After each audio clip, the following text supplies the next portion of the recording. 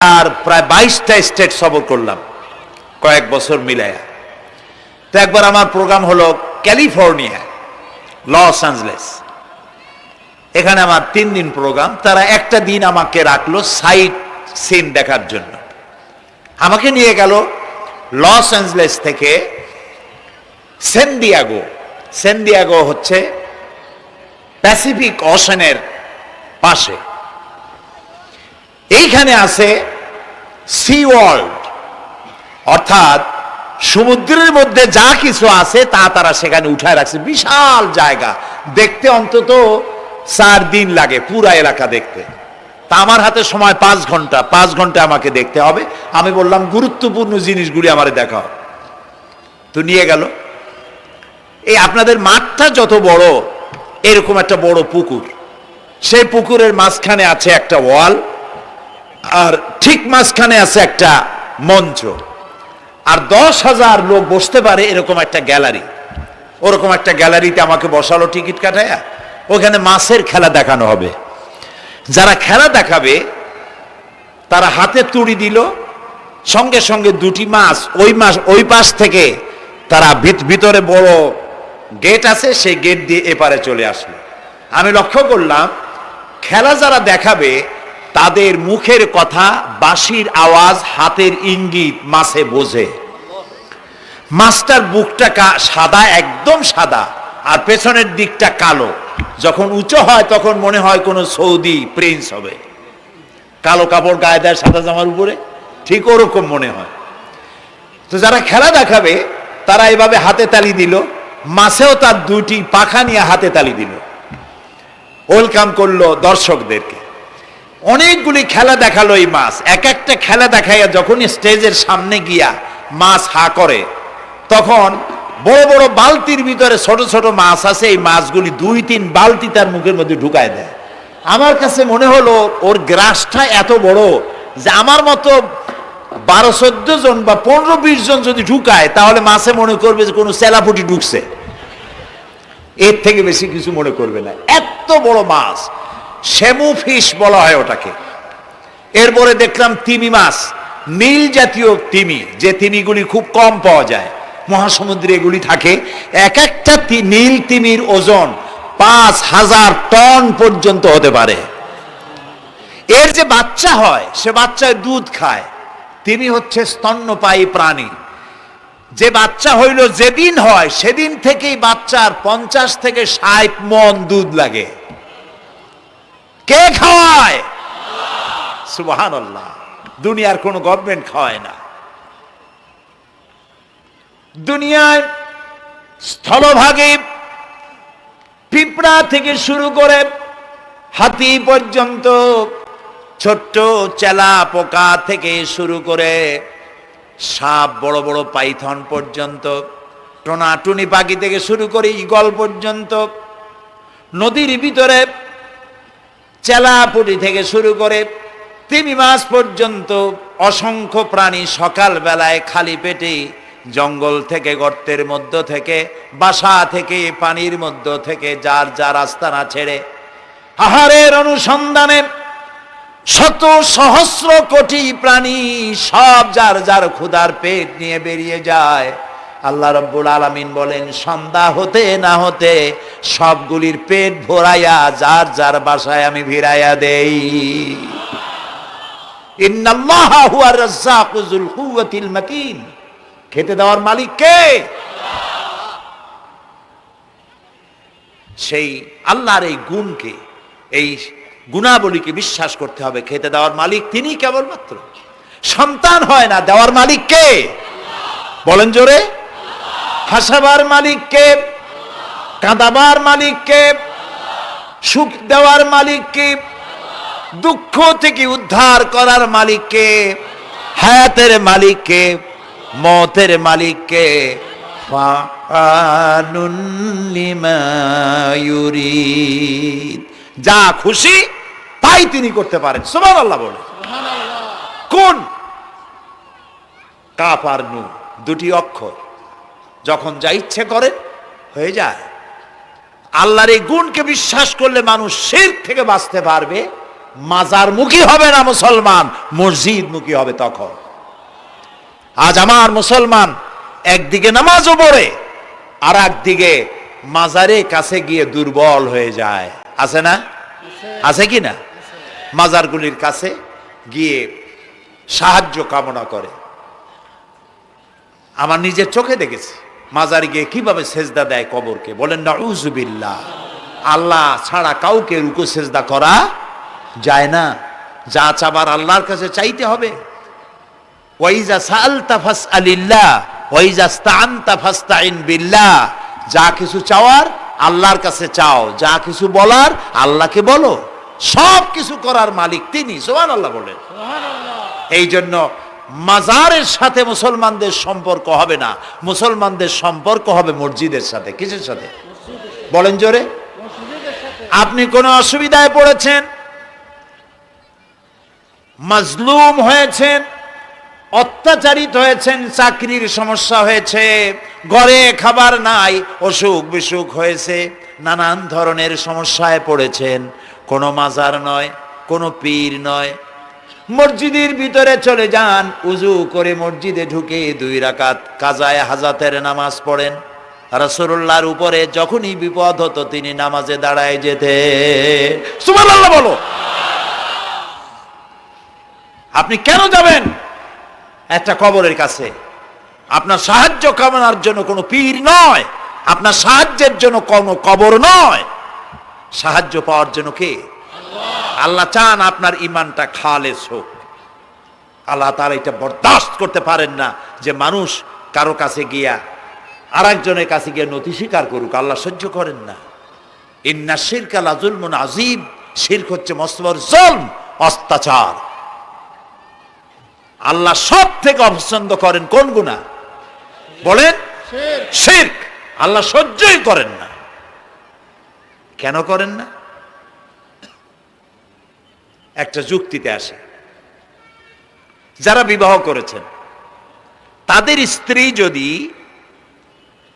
স্বামীর সাথে যে ধরনের হাসি খুশি প্রেমের আদান প্রদান করে, স্বামী ছাড়া যদি আরেকজন পুরুষের সাথে এরকমের ভাব বিনিময় করে, ফোনে কথা বলে, প্রেম করে, খুব সুন্দর করে ভালোবাসা দিয়ে যদি চিঠি লেখে অন্য পুরুষের কাছে অথবা প্রেম নিবেদন করে, তাহলে স্বামীদের অবস্থা কেমন হবে বলেন? এইটার জবাব দিতেও যদি দেরি হয় তো খুবই কুলক্ষণ। হ্যাঁ, ভয়ানক হবে, ভয়ানক হয়ে যাবে। নিজের চরিত্র যতই যা হোক, বউর চরিত্র ভালো চাই। আচ্ছা বলেন তো, স্ত্রী আপনার সঙ্গে যেভাবে প্রেমের হাসি হাসে, প্রেম নিবেদন করে, ওই রকম আরেকটা পুরুষের কাছে সাথে করলে আপনার সহ্য হয় না কেন? আপনি স্ত্রীর উপর আপনার অধিকারটা কতখানি, কি জন্যে? আপনার স্ত্রীর যে হাসি, যে মিষ্টি হাসি, যা আপনার প্রাণ কেড়ে নেয়, ওই হাসিতে আপনার কোনো অবদান আছে? বলেন। তার যে টানা টানা চোখ, সুন্দর ভ্রু, মাথায় অনেক লম্বা চুল, শরীরটা সুন্দর, যৌবন, রূপ, এর ভেতরে আপনার কোনো অবদান আছে? হ্যাঁ আছে, একটু তো আছেই। আপনি যে মুখ দিয়ে বউটা হাসে, সেই ঠোঁটে একটু লিপস্টিক লাগাইছেন।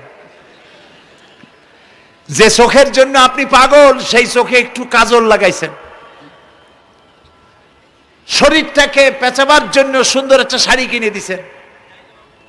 একটা শাড়ি দিয়ে, একটু লিপস্টিক কিনে দিয়ে, চুলের একটা ক্লিপ কিনে দিয়ে, একটা ভালো শাড়ি কিনে দিয়া স্ত্রীর উপরে যদি এত অধিকার আছে যে কোনদিন মৃত্যু পর্যন্ত কোন প্রেমের হাসি, ভালোবাসার আদান প্রদান আপনি ছাড়া আর কারো সাথে করতে পারবে না, এইটা যদি আপনার অধিকার এভাবে প্রতিষ্ঠিত হয়, তাহলে এই হাসি যিনি দিলেন, এই দাঁত, এই সুন্দর চোখ, এই রূপ, এই যৌবন যা আল্লাহ তাআলা দিলেন, তার সামনে কোনো পীর অথবা কবরের সামনে যদি হাত পাতে আল্লাহ বরদাস্ত করেন না।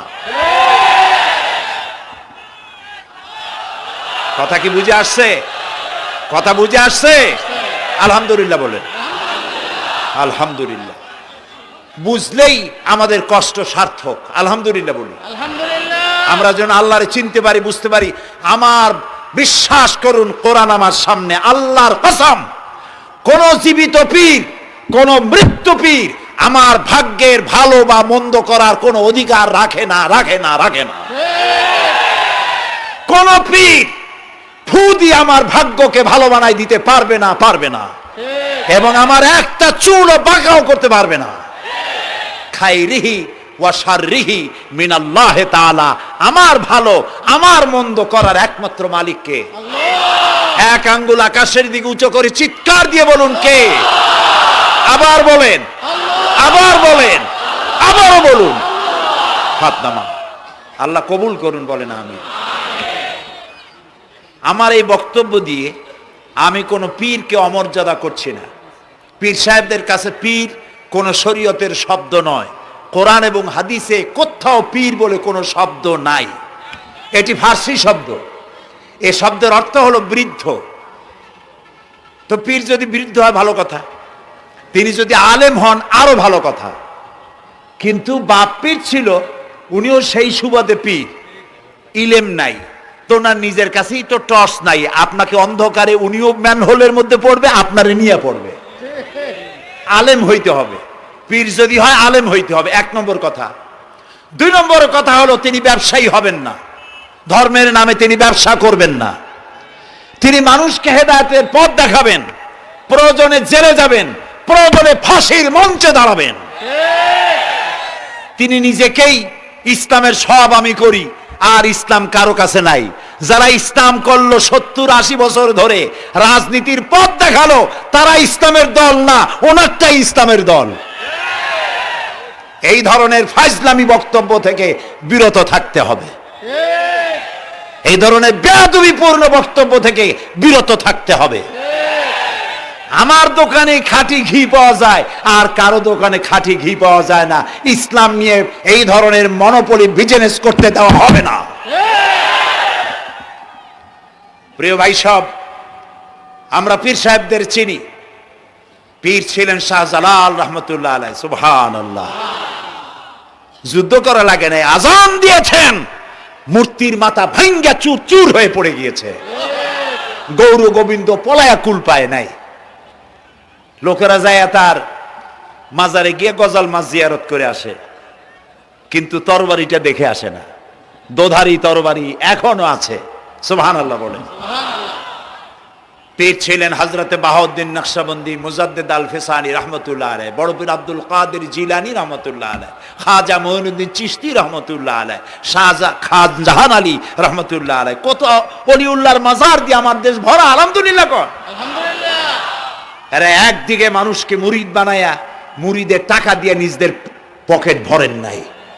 ওনারা এরকম করতেন না, এইরকম করতেন। আর রাসূলুল্লাহ বলেছেন, এই রকমের হাতের মর্যাদা নাই, এই হাতের মর্যাদা। আমি পীর দেখছিলাম, বাইতুল শরীফের পীর হযরত শাহ আব্দুল জব্বার সাহেব, আল্লাহ তাআলা জান্নাতুল ফেরদাউসের মেহমান বানায়নি। এই বাংলাদেশে শত শত মসজিদ, মাদ্রাসার এতিমখানা তৈরি করে গেছেন। সুবহানাল্লাহ। বৃষ্টির মৌসুমে চট্টগ্রামের বাড়ি তার, 14 বছর মাদ্রাসায় ওয়াজিদিয়া চট্টগ্রামে 14 বছর বুখারী শরীফ পড়িয়েছেন। কি মানের আলেম! খালি পীর না, মুরিদরা যত টাকা দিত এই টাকা দিয়ে বড় বড় মাদ্রাসা মসজিদ করেছেন। আর বৃষ্টির সময় সাথী সঙ্গী নিয়ে বস্তি এলাকায় যেতেন, পলিথিন দিয়া ছাওয়া, বাচ্চা আর তার স্বামী নিয়ে কাতরায় এক কোনায় বসে আছে, খাবার নাই, চাউল নাই, অসুস্থ। তাদের চাউল দিয়ে আসতেন, তাদের রান্না করার শাকসবজি দিয়ে আসতেন, ওষুধ দিয়ে আসতেন, হাড়ি পাতিল দিয়ে আসতেন। বন্যা হলে, তুফান হলে টাকা উজাড় করে যা মুরিদরা দিত সবগুলি উজাড় করে মানুষের খেদমত করতেন। সুবহানাল্লাহ। কাজেই যারা জামায় অনেকগুলো পকেট সমানে নিতে থাকে আর ভরতে থাকে এইভাবে করে, এই ব্যবসায়ীদেরকে পরিত্যাগ করতে হবে। পীর হচ্ছে ওই সমস্ত লোক যারা নাকি ধর্মের নামে ব্যবসা করে না, বরং আল্লাহর দ্বীনকে প্রতিষ্ঠা করার জন্য কথা বলে। প্রিয় ভাই সব, আমাদের জেহেন সাফ করতে হবে, পরিষ্কার করে বুঝতে হবে আমার ভালো আমার মন্দ কে করতে পারেন? আল্লাহ। সম্রাট শাহজাহান নাম শুনেছেন? কোথার বাদশা বলেন? দিল্লির সম্রাট, সম্রাট শাহজাহান। পৃথিবী জোড়া নাম তার। কবি বলছেন, শাহনে জাহাं को जिन्हें फख्र से देते थे बाज, वाज कब्र में है सूरह अलहम्दु की मोहताज।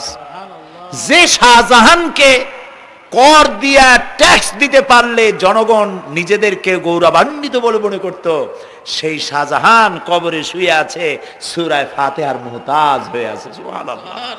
যদি কেউ আমার কবরের কাছ থেকে হেঁটে যাইতো আর একটু সূরা ইখলাস পড়ে সবরেসানি করতো, আমি কিছু পাইতাম। আহারে, এই এতিম ফকির হয়ে শুয়ে আছে। এক ফকির দিল্লি ঘুরতেছে। একজন বলছে, ভাই তোমারে তো খয়রাত করে দেখতেছি আমি সেই ছোটবেলা থেকে, খালি তুমি খয়রাত করো।